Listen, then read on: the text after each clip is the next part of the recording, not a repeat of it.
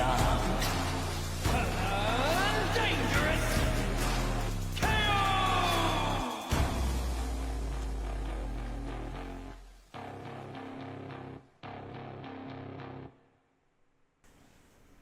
Hi, my name is Poch and welcome to 6 or More, a channel dedicated to talking about flesh and blood with a main focus on the main class, Brute.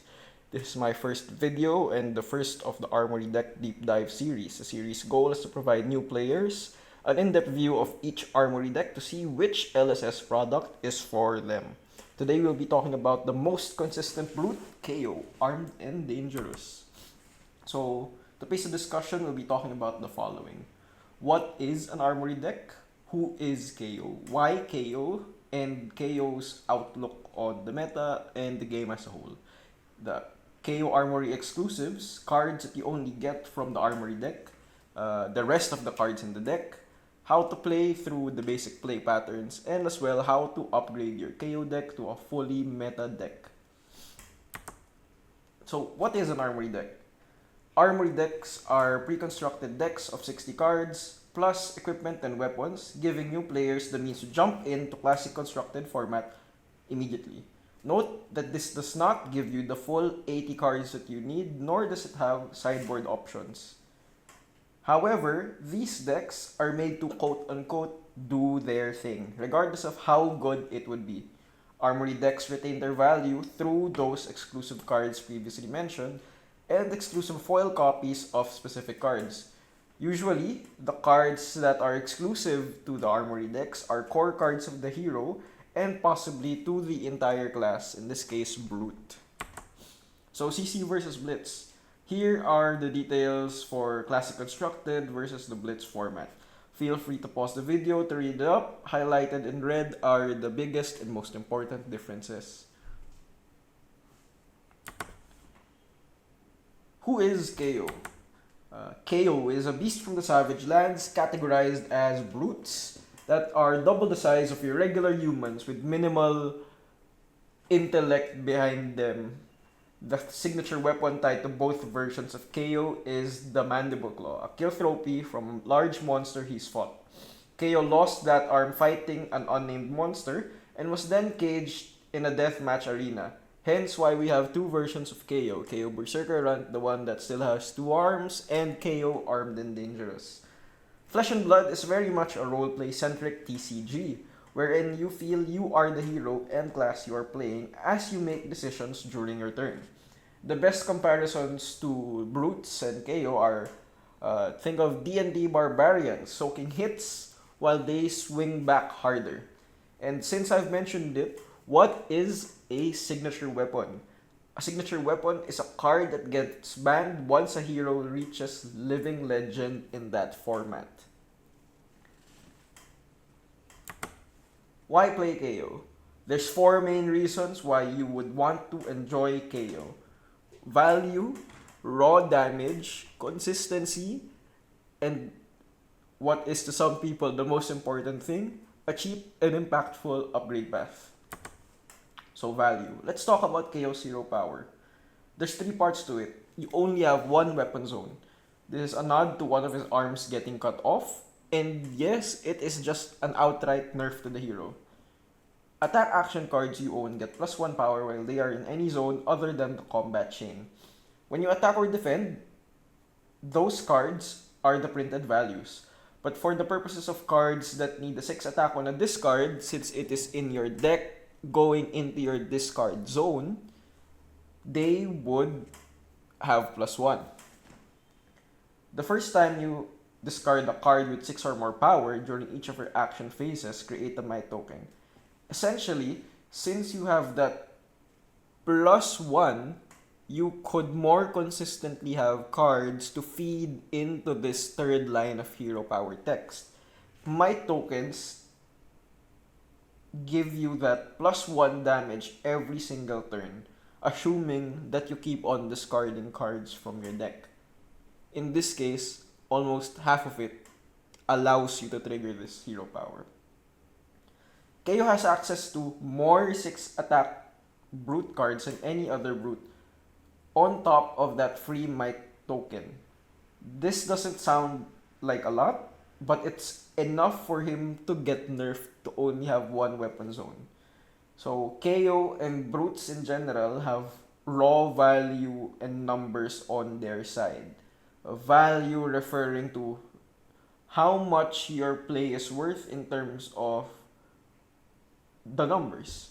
So it's expected that each card should be at minimum 3 value, since the baseline is a card blocks for 3 value. Hence, you should also be able to attack for at minimum 3 or more.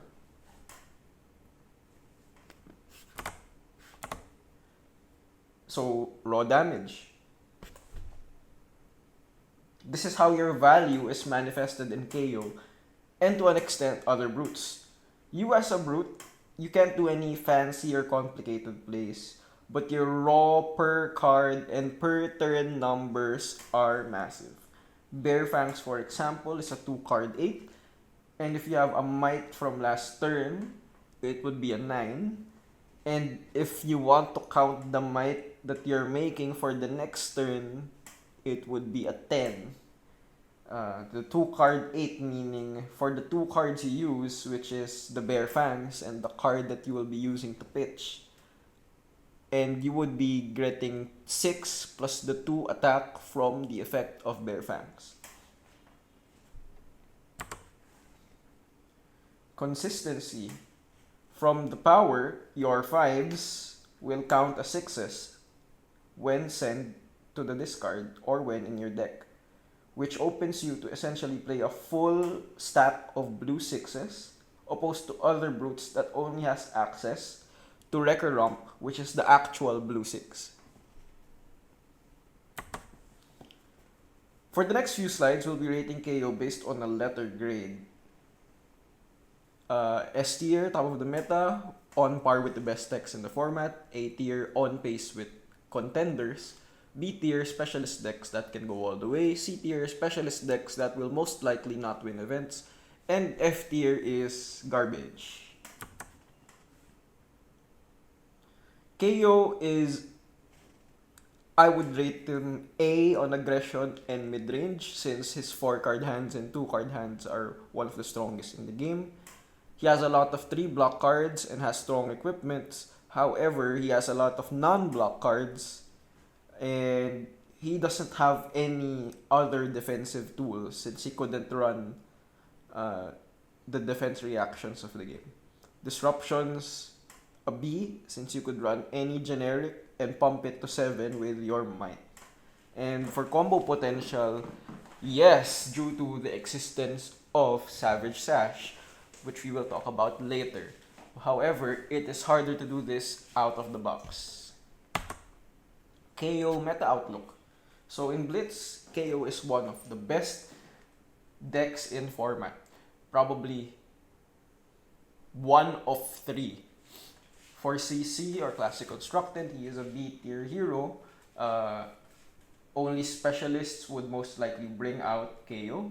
However, you could get a lot of success from KO, as I've personally made multiple top 8s during the last ProQuest season.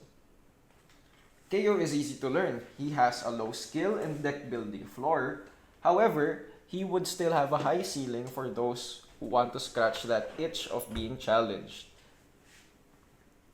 You can go autopilot and just send your overwhelming numbers, but to really maximize KO, you need to tame the randomness by doing on-the-fly statistics. KO is a great comfort pick. His general game plan does not change from hero to hero. KO also pressures the opponent to answer and find their card combos, rather than the other way around. You are the aggressor, you are forcing them to find answers to you. KO has few bad matchups, with most of them being even or slightly favored, with the one bad matchup being Riptide and to an extent Florian. Playstyle, KO, as from the previous slide, great at aggro, great at mid-range, and can run any generic disruption since most of them are at 5 or 6 power. Cons to playing KO. RNG. You are drawing and discarding it randomly, and this could be frustrating for some players. KO needs the tempo to be effective, and the moment you lose the tempo, you are now on the back foot. And unless you could make a crazy comeback turn, it will be looking grim for you. And due to that, you cannot afford to be inefficient. And mistakes or the impact of drawing and discarding the wrong thing hurts even more. Cards in the deck. I'm going to be doing this slightly out of order. Knucklehead. This one is just a filler card, but it's a really decent one. Block 3 equipment is a premium for other classes, but for brutes that are focused on raw numbers, this is generally seen as filler. Hide Tanner, an exclusive piece for the Kayo Armory deck. This is another equipment that gives 3 total value, 1 from the block and 2 from the might tokens. It's arguably the second best arm piece you can use. Beaten Trackers is a block 1 equipment that allows you to gain an action point if you've randomly discarded a 6, allowing you to keep up the tempo even during turns you don't have a source of go again. Savage Sash is one of the best equipment in the game. So good that it's taken over the slot of Fyendal's Spring Tunic, the best generic chest equipment in the game, which also synergizes well with KO. The raw value numbers isn't the only thing that makes Savage Sash so good, but also what it implies, especially when paired with Beaten Trackers. If a KO is able to throw 3 to 6 cards on a 4-card hand, the tempo is yours, and the game is probably over. Mandible Claw, KO's signature weapon. Hands down the best brute equipment, the best brute weapon in the game, and the only brute weapon that's being used. Red brute attack action cards are generally 2 cost 6 attacks, which means if you pitch a total of 6 resources, you would have exactly 6 to spend on a card claw card line, essentially allowing you to weave an extra card worth of value through your Mandible Claw in between your turns. Here's the Kayo Armory Decklist and a February link to the list. It will be in the video description down below. It has 27 reds, 3 yellows, and 30 blues. Before we talk about the types of cards, here are the 2 cards that can only be found in the Armory deck. Strength Rules All and Rough Shot. Strength Rules All is a brute attack action card which disrupts your opponent's arsenal. It is a decent card which sees fringe play from time to time. Run Roughshod, however, is the bigger hit. It's a blue attack action card that's a 1 cost with 5 attack and 3 block. It is extremely flexible and is a core card for KO and Drainar. Additionally, you get 1 rainbow foil copy of this card in the Armory deck. Now on to the types of cards. In the KO Armory deck, I would say there's 4 types of cards: filler blues, raw value, disruption, and go again enablers. Filler blues are just blue block 3s, just to fill out the pitch curve of your deck. Some are useful enough to make it to classic constructed. However, you generally never play them unless you have nothing else better to use. I'll focus on the latter 2 that are pretty decent. Assault on Battery, which allow you to set up an agility for your next turn, so it could be more explosive, and it sort of salvage a weird all blue hand. Riled Up, however, is just straight up raw damage on a blue. Here are the actually good blues, which almost never leave KO lists. Wind Ups are cards that allow you to instant discard the card to activate Mandible Claw Go Again, as well as generate their corresponding token and the KO might trigger.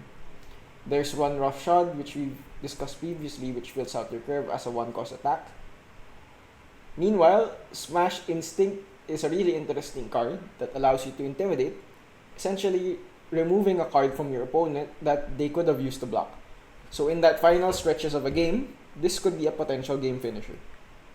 And last but not the least, Wrecker Rump is the only talentless blue that is at base a 6 attack, which doesn't matter too much for specifically the Armory deck in and of itself, but once you reach out to the wider metagame and also get upgrades like Apex Bonebreaker, it would matter more.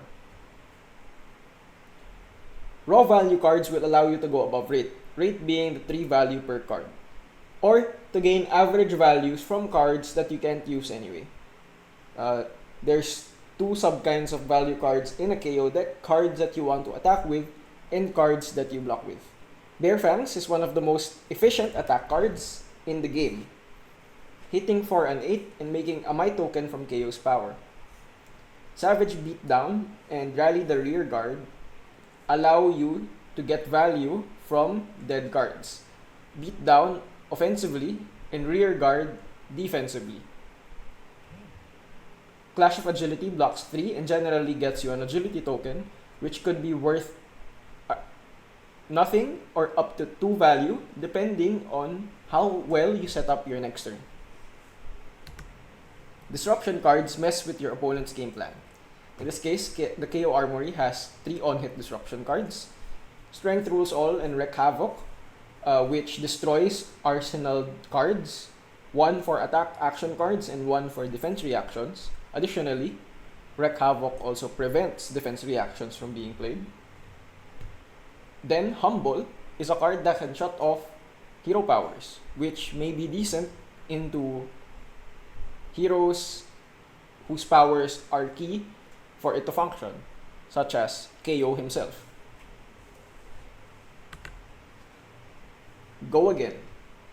Go Again is a mechanic or keyword that allows KO to get another action point to play another card or to activate Mandible Claw in the middle. It allows aggro decks to make the most out of their turn and push damage rather than being unable to play the rest of their hand. The wind-ups, in particular, give Go Again to the Mandible Claw specifically when discarded, since they are 6 attack cards when outside of the combat chain. Clash of Agility would create an agility token that gives our first attack Go Again, but where KO shines, it with hands with Wild Ride or Pulping Present, with Wild Ride being an on-demand Go Again, and Pulping being the same if the opponent cannot block with a card from hand and a defense reaction from arsenal.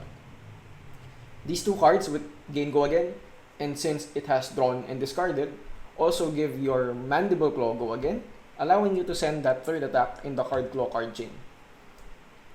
Beat and Trackers meanwhile act as pseudo Go Again, allowing cards like Bear Fangs to also start your chain.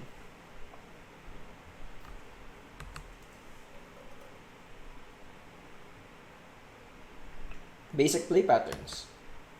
A full block turn is a turn where you block out with 3 cards to set up your arsenal for a stronger later turn. Alternatively, there may be times you'd want to block with all 4, but those should be few and far between. In this case, unless you discard the exact cards you'd need, having Savage Beatdown is awkward, and you really want Wild Ride for the big turn. Claw Discard. This is a classic play pattern which new players must know. Mandible Claw states that you need to discard a card for it to gain Go Again. It didn't say it needs to be random. So on resolution of your Mandible Claw, you may discard the Wind Up to give it Go Again, and then swing with the attack. In this example, we'll use Run Roughshod to also feature how good the flexibility of being a one cost attack card is. This would leave us an extra card that we would arsenal for the next turn. 4-card Savage Beatdown. Generally, Savage Beatdown is a good arsenal target, but in a case where your hand isn't the most functional and you have a chance to send it off rip, you can. You just need to start your turn with discarding a Wind Up, leaving exactly 3 cards for the Beatdown itself, pitching for the Beatdown, and for the additional cost of discard. One of KO's most efficient plays, especially with Bear Fangs, is a 2-card hand. Playing a Bear Fangs or any of the disruption cards, then pitching 1 card. With the remaining 2 cards being used for either defending or setting up arsenal. A red Bear Fangs will swing for 8, 9 if you have a Might, and set up your KO Might trigger for the next turn, which is compared to the expected value of 6 is crazy high numbers. KO's bread and butter is his infamous 4-card hand. During it, will require you to pitch exactly 2 blues for a total of 6 resources, allowing you to send the card claw card. The example shown is a whopping 4 card 17, but it's an 18 if you were able to start with the might. And this could potentially go even crazier when you have things like Savage Sash or Beaten Trackers to assist it. Deck upgrades. Bloodrush Bellows. This card is the single most impactful brute card, if not the entire game. Especially when you take into account its price, which is only $5 at TCG Marketplace and $6 to $7 at TCG Mid. It is at worst a yellow wild ride, and at best a whopping 1 card 10, rewarding a KO player extremely well for planning ahead and sculpting arsenals and hands. Here are some cards locals will most likely give away for free if they have spare copies. Extra copies of Wild Ride is a must to enable 4-card hands and crazy wide Savage Sash turns. Lead with Speed is a card that's good to have while you don't have better whiffs in your deck, as it's a 1-card 5 value that doesn't lose you tempo and can set up your next turn for success. Pack Hunt is a really good common red card for closing out games, preventing another card from defending. And Savage Feast is another 6 attack red but comes in 1 mana, which is generally a premium, so you can sweep it into awkward turns.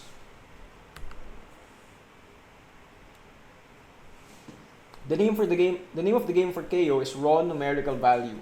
So every power upgrade is just a direct numbers upgrade of existing equipment and cards. Scowling Fleshbag is the numerically superior version of Knucklehead. Same for Apex Bonebreaker to hide Tame.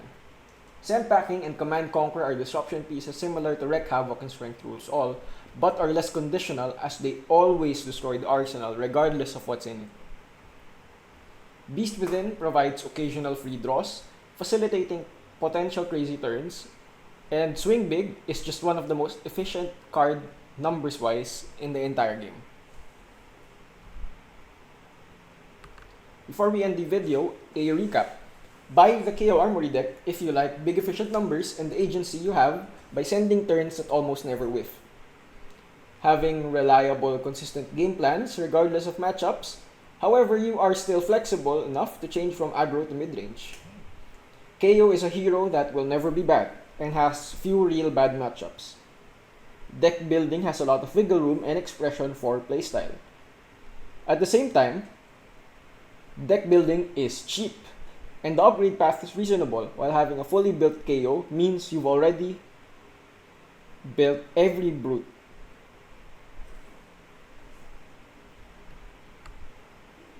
If you liked the video, please like and subscribe. Feel free to leave a comment if you have any questions about the hero or any requests on what Armory deck you would want featured next. Thanks, this is Poch from 6 or More.